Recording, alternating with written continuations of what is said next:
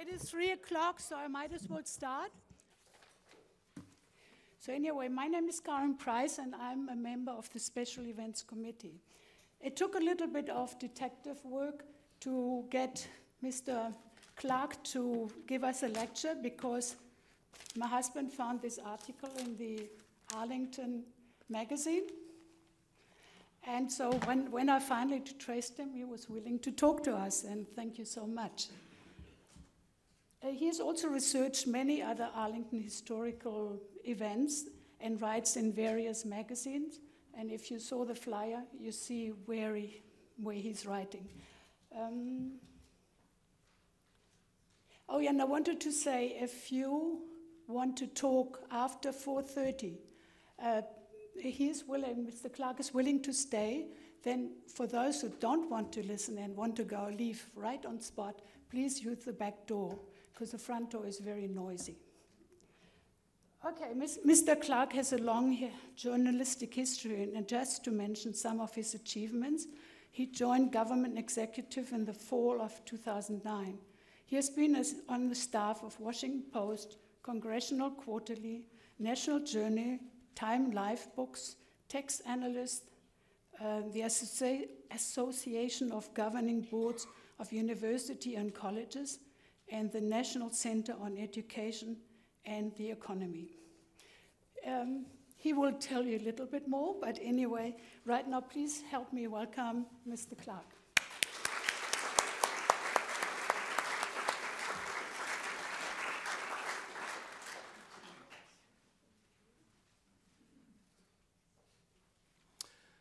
Thank you so much, Karen, and thank you to Encore Learning and the Arlington Public Library for welcoming me. To that nice little bio, I would also add that I write a weekly column on Arlington for the Falls Church News Press. It's called Our Man in Arlington. But most important, I grew up here, and I have personal memories of this misadventure that Arlington had with the American Nazi Party. I can recall as a 9 or 10-year-old on my way to Little League games with my parents, driving by this kind of ramshackle house in Ballston, which I now know to have been at 928 Randolph Street. And there was a big wooden sign on the roof, and it said, "White man fight, help smash the black revolution." And I can't remember exactly how my parents explained that when the subject came up, but we really had no idea that Arlington was such a unique site for this kind of thing. I also have a boyhood memory of some time in maybe junior high or early high school that it became kind of a fad for teenagers to call this telephone number. I don't think they had 800 numbers back then, but it was, you might even had to pay for it. But you called a number, and it was a white supremacist on the line with a recorded message. And I would later learn that his William Pierce was his name, and we used to call all the time and get a little bit of a thrill out of it. But he went on to write a book called The Turner Diaries, which was about an imaginary race war in the United States, and Timothy McVeigh, who would go on to blow up the Oklahoma City Federal Building, was influenced by that book. So, you know, they meant business, really, this crowd. Now, when I decided I wanted to research this for the Arlington Historical Society magazine, which is where I first published it, the society was used to a little more traditional history, names and dates, and older than just the 1960s, and maybe more pleasant than Nazis in Arlington, you know. But I managed to talk them into it, and I was able, in the original version in the Arlington Historical Magazine, which I have right here, and I have all the versions of the article that I originally wrote have appeared in various publications, and after the program, you all are welcome to come look at them. I'll put them out here, but they're my only copies, so I just want to be careful with them. But for writing for the historical magazine, I was able to really get down to the addresses and names of Arlingtonians who were involved in some of this drama, which was nice. And then I would later adapt the piece for national or regional magazines. And in speaking on the subject, right here, 4 or 5 years ago, one member of the audience stood up and introduced himself and told me later that he was a photographer back in the early 60s and had taken unpublished photos of Rockwell. So we ended up publishing those later. And then for yet another version, I tracked down the owner of the barbershop, who was among the last people to see Rockwell alive. And he's retired down to Fredericksburg. I dragged my wife down there, and we went and interviewed him, got some fresh quotes. And then just this year, I did a profile of a well-known attorney in Arlington who unfortunately just passed away about 3 weeks ago. This is Earl Shaffer. But he was part of the prosecutor's team for the assassin of Rockwell, and also met Rockwell on numerous occasions going back to 1960. So I got some fresh quotes from him, too. So with each version of the story, I was able to embroider it, elaborate on it. Rockwell, born in Illinois in 1918 from a show business family, of all places. His father was a vaudeville comedian, and young Rockwell hung out with people like Groucho Marx and Jack Benny and Fred Allen. I mean, who would have thought that? And he went on to serve in World War II. He briefly attended Brown University, dropped out, served as a naval aviator to the rank of lieutenant commander in the Korean War, and he attended the Pratt Institute in Brooklyn for a while.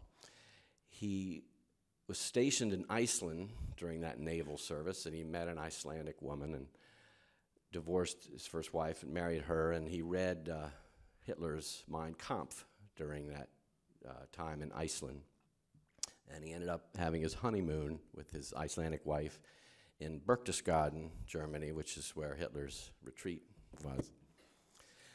So the odd thing about, in the late 50s, he gets this idea of forming the American Nazi Party. He had an earlier name for it, WUFN or something. I forget what that stands for. I have it written down. And the issue was, why do you suppose he picked Arlington, Virginia? And he had made some contacts down with a couple of people who would fund him down in Newport News.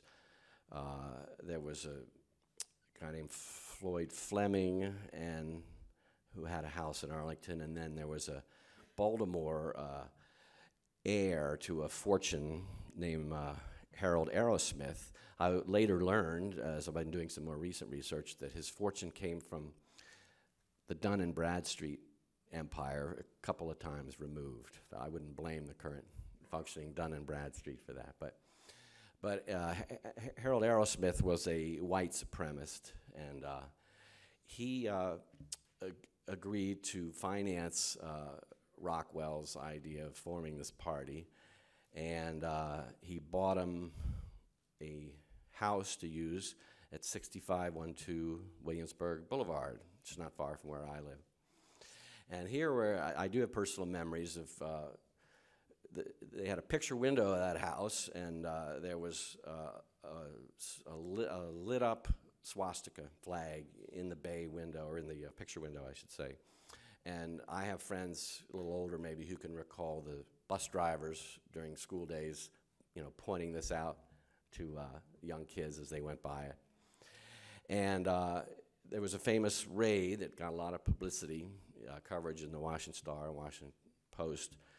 The Commonwealth's attorney was a man named William J. Hasson. He was a neighbor of mine. I knew his sons, interviewed him once for the high school paper. But in 1960, he took his assistant, Earl Shaffer, whom I mentioned earlier, the attorney who recently passed away, and they got a warrant and raided that house on Williamsburg Boulevard looking for weapons. And it was sort of a game. This kind of established a pattern. Rather than being intimidated or angry, Rockwell was delighted and welcomed them and offered them a piece of birthday cake. Hitler's birthday. This was April 20th, whatever. And then Rockwell snapped a photograph of Hasson and Earl Shaffer and sold it. Can you believe they didn't just give it? He sold it to the Washington Star, and it was repeated on television. This raid on his house with people outside, neighbors chanting, you know, against the Nazis, and the Nazis, I think, filed out in formation, whatever. And it's became clear that the Nazis really liked publicity. That's one of the patterns that they were setting. There was also some talk at the time of a printing press that the Nazis were using to print up very inflammatory flyers, both anti-black and anti-Semitic. There was, Drew Pearson wrote a column about it. He mentioned this heir named Harold Aerosmith, and he also mentioned a Arlington school board member named Helen Lane. Now, is there anyone in the audience who remembers Helen Lane? Okay, there's 2 or 3, yeah. She was on the school board in the late 50s, and she was a staunch segregationist, and she was there expressly to oppose school reforms. And as you all recall, in Arlington, the massive resistance to the 1954 Supreme Court decisions in Brown versus Board of Education went on for 4 or 5 years on the state level, and finally there was legal challenges, and the legislature took action, and in 1959, Arlington schools were finally integrated over the objections of this woman, Helen Lane. It's interesting, I would learn later, because I've been doing some recent research, she was a treasury clerk. If you look in the phone books in the 50s and 60s, they give the occupation of the person who's listed in the head of household. So she's listed as a treasury clerk, but she went on to go to law school, and she shows up later. I'll mention her again later. But Drew Pearson reported that she was running the printing press for the Nazis out of her basement. I can't vouch for that being totally accurate, but that was what was reported at the time. So Rockwell parlayed this into amazing national exposure. He was up in New York City in 1960, in 4th of July parade. The Nazis wanted to stage a rally, and Mayor Robert Wagner banned him, and the ACLU was on the opposite side of that, and it got a lot of publicity for Rockwell. I've looked at the clippings. It was front page of the Daily News and the New York Post, New York Times. And he would picket when Sammy Davis Jr. was performing in Washington. Sammy Davis Jr. had a white wife, and he was African American, and the Nazis would protest him. When the president of Israel, Ben Gurion, came to town, the Nazis would picket that. When Golda Meir, the movie Exodus was shown in movie theaters, the Nazis would picket that. They also picketed the White House with before Kennedy came into office, attacking some of Eisenhower's foreign policy for being too pro-Israel. Locally, their first target was the Jewish congregation that in 1959 or 60 was meeting at the Unitarian Church, which is now, of course, still at Route 50 and George Mason. Brand new, I mean, a much newer building back then. And they picketed Mario's Pizza House, which is still there. Now, I knew the owners of Mario's Pizza, the Howard Levine family, and they were Jewish.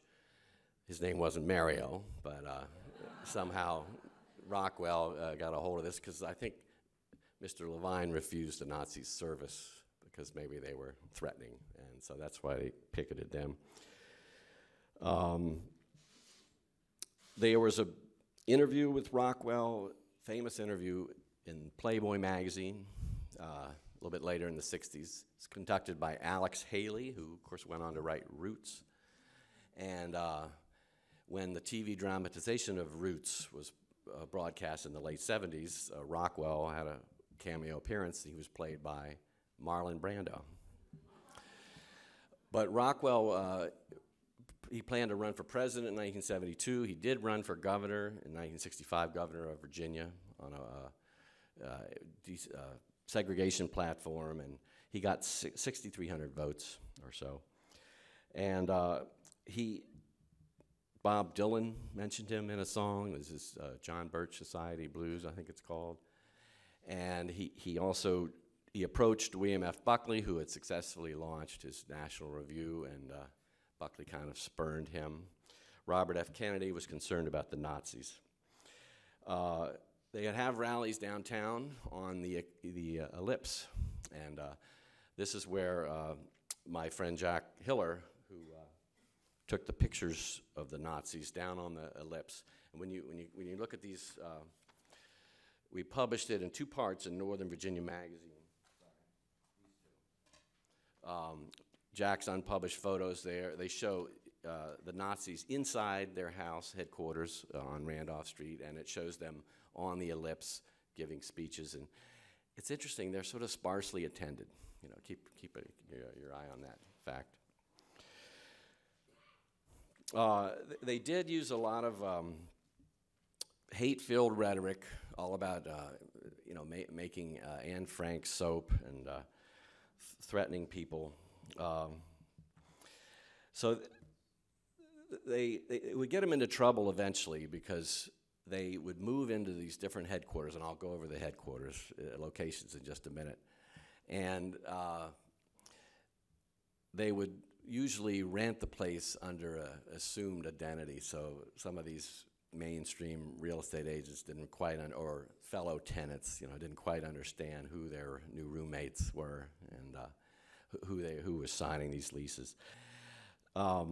So Aerosmith, the heir, parted ways with Rockwell in about '61, and Rockwell moved into the house that Floyd Fleming bought for him, which is 928 Randolph Street, which today is the Richmond Square high-rise apartments there in Ballston, right off of Fairfax Drive. And in that house, there was a couple of memoirs later that talked about what it looked like inside. It was messy. There was stacks of unpaid bills. There was a memoir from one of the members saying that Rockwell used to hoard all the food, what little there was, while the other members, you know, maybe 15 or 20 Nazis, would go out and look for odd job work. And one of the memoirs was from a guy named Tony Ulazowitz, who some of you may recall from Watergate days. He was a Brooklyn detective who ended up working for Nixon at some point back in the early 70s, and he wrote his memoir, and he happened to, when he visited Rockwell's headquarters in Arlington and described it as very unprepossessing. And one famous episode that happened at that house on Randolph Street was that there was a 13-year-old Washington Lee student who was coming home one night from a dance, and he walked by there, and somehow they got in a dialogue with these Nazis out on the front porch, and they dragged this kid into the house, and they threatened him and scared him, and eventually they let him go, but they were prosecuted, the Nazis who did that, and served some prison time. Now, at the same time, the Nazis had another, what they call their barracks on Wilson Boulevard. I think it's 6400 block. It's where Upton Hill Regional Park is today. And there was an old house there. It belonged to Admiral Kern, K-E-R-N, and his widow. And they, for reasons that are not totally clear, but lent the house to maybe 20 or 30 Nazis, and it then became known as Hate Monger Hill in the press, and they had a big sign and a swastika at the top of the old house. And I would later talk to reporters who would visit the house, and there was these rabid-looking dogs, or they'd heard rumors of rabid dogs out in front, but whenever they actually got up there, the dogs were just gentle. And they also thought that a lot of those Nazi party members hanging around in Hate Monger Hill, that more than one was an FBI agent. So, yeah. Both those houses were infiltrated at different times by reporters, too, and there's the Washington Daily News does a nice little first-person account of the reporters who infiltrated that.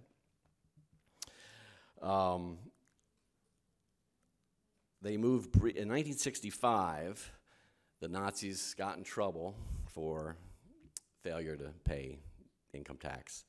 They ran a printing operation, and they didn't have a license, and so the real estate agent who had mistakenly rented them the house, and I think there was shared upstairs with a bus drivers union and a mental health association.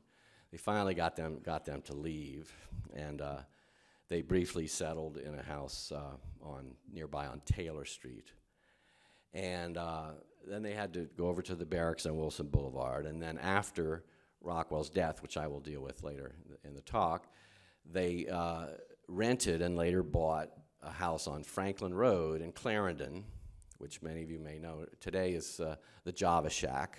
And he was roommates then with a well-known Arlington dentist named Lucas Blevins, who owned part of the building, and he was also a former county board member too. His name comes up. And I've talked to the owner of the Java Shack, by the way. He still has photographs from the period with Nazis there. If you look at top of the building, you can see the stanchion where the Nazi flag used to stand, and he's found little business cards of the Nazis, you know, tucked in the drywall of his building. But meanwhile, the issue began to arise of should Arlingtonians be resisting the presence of these Nazis? I mean, think about it. It's 15, 17 years after World War II, and many people in Arlington had fought in World War II and fought the Nazis. So the idea that these jokers are running around with these swastikas and slogans and with the Holocaust, you know, less than 20 years behind them, it was pretty shocking. A lot of people felt that Rockwell may have been mentally ill, and in fact, he was sent to St. Elizabeth's for mental health testing, but they didn't find anything.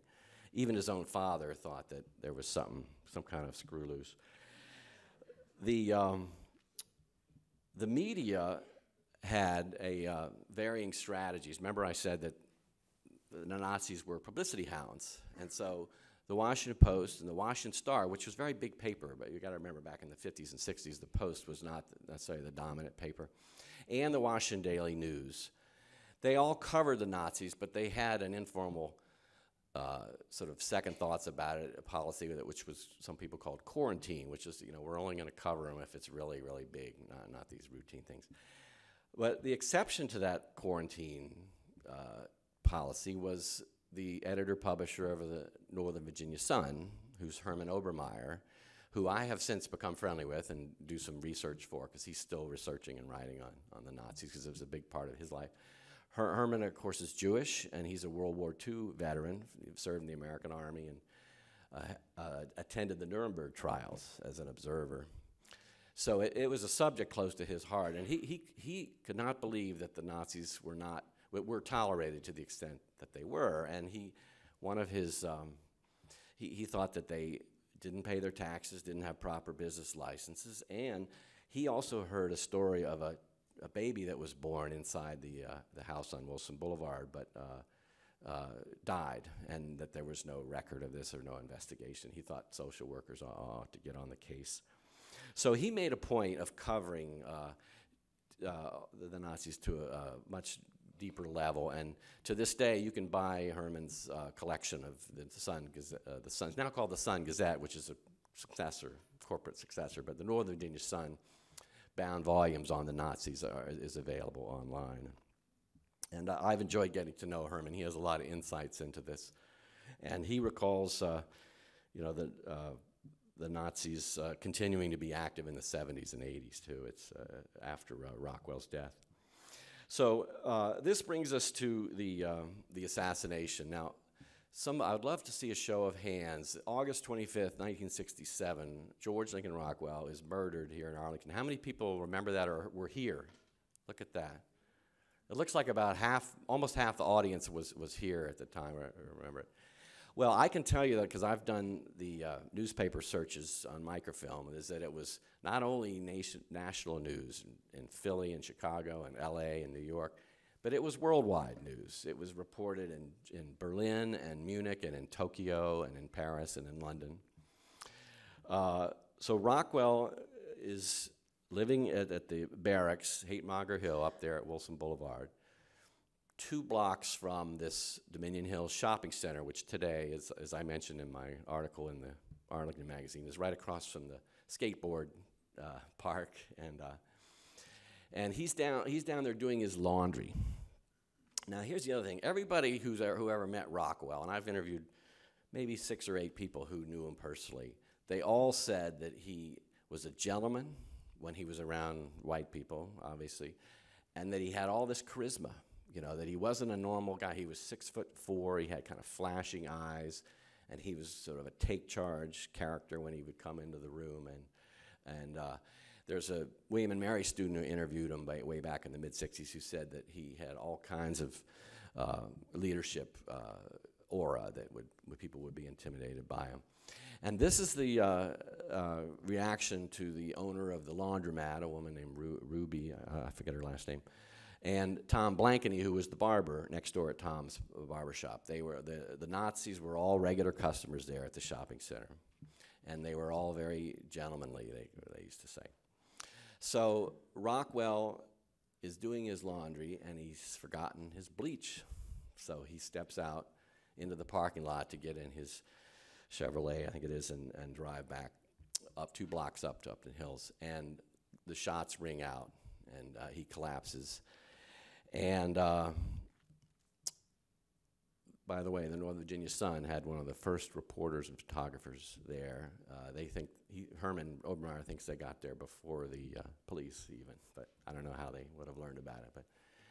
But so the assassin, we would later learn, is not a anti-Nazi, but a fellow Nazi named John Patler, not his real name. That's a name that's supposed to resemble Hitler that he took on. He was a Greek named Patsulos, I think you pronounce it. And he and Rockwell had a falling out. Rockwell was his idol for about 2 years, and he was in and out of the party, and they found a letter in his wallet that brought out some of this drama. And later, people speculated that Rockwell wanted to have sex with Patler's wife, and that may have led to some tension. But I can't document that, but it's been said.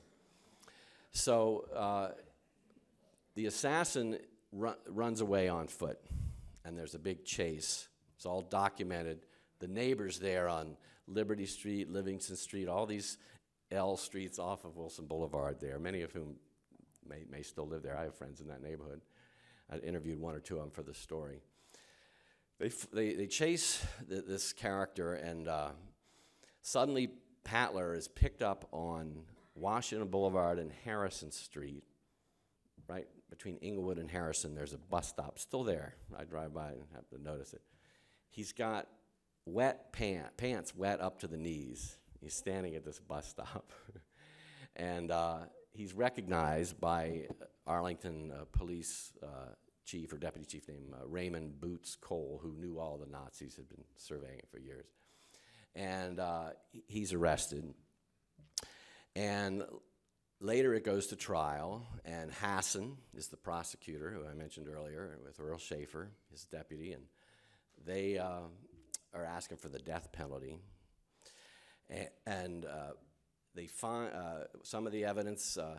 It was a German pistol that they proved it had been test fired on a farm down in Culpeper by one of Patler's friends or something. And Patler apparently had ditched the gun after he shot Rockwell in 4 Mile Run right there at Bon Air Park. Again, I ride my bike by there, and I always think about it. And a police officer heroically just waded into the 4 Mile Run and found it. That became a big piece of evidence. And Patler claimed that he wasn't near Wilson Boulevard that day, that he was shopping with his wife. The Patler's home is in Lion Village at the time. It's now a Pioneer Motors, the lot where his house was. And they claim they were running errands. They were at Arlington Paper Supply, which is the current site of Arlington Red Top Cab. And but he was found guilty, and the wife screamed. But instead of the death penalty, he was given a much lighter sentence. I think it's 8 years. I have that. And he didn't serve at all. He was released a little bit early for good behavior, and then he was back. And then he changed his name back to Patsulos and became some kind of newspaper printer.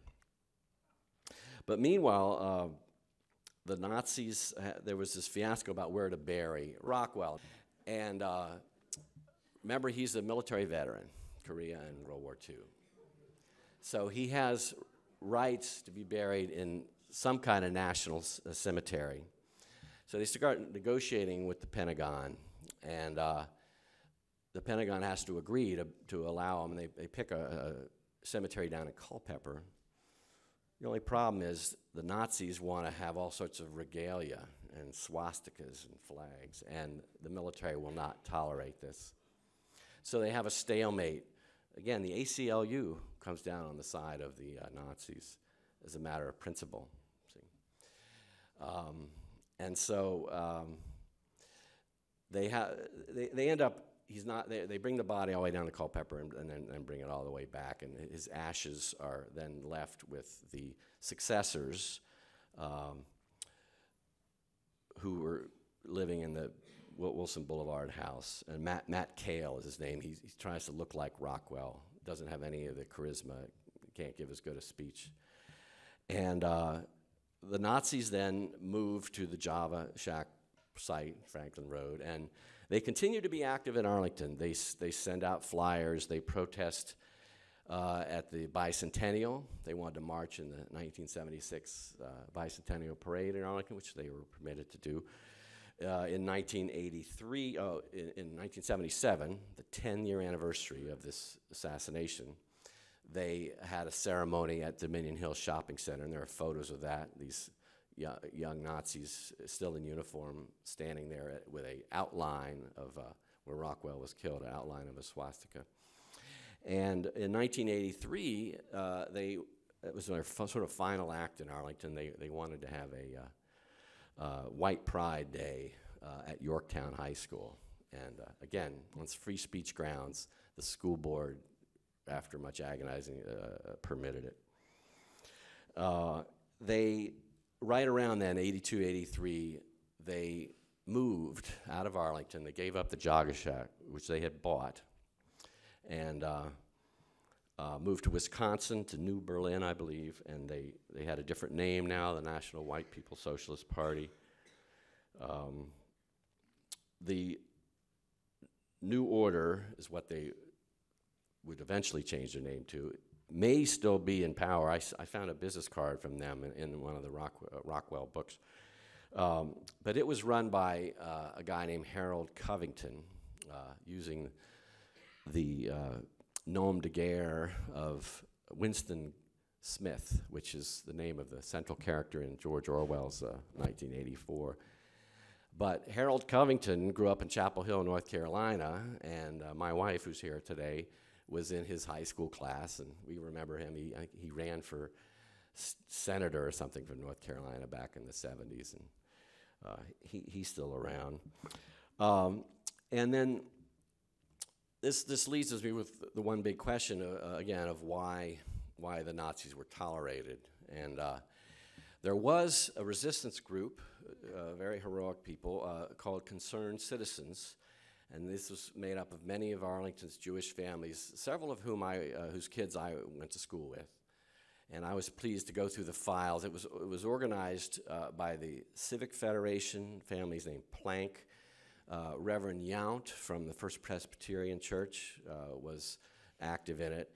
And then families Nachman, who owned the bicycle shop, and Leibowitz and Arkin. All those latter three have kids my age who I went to school with and am in touch with, as a matter of fact.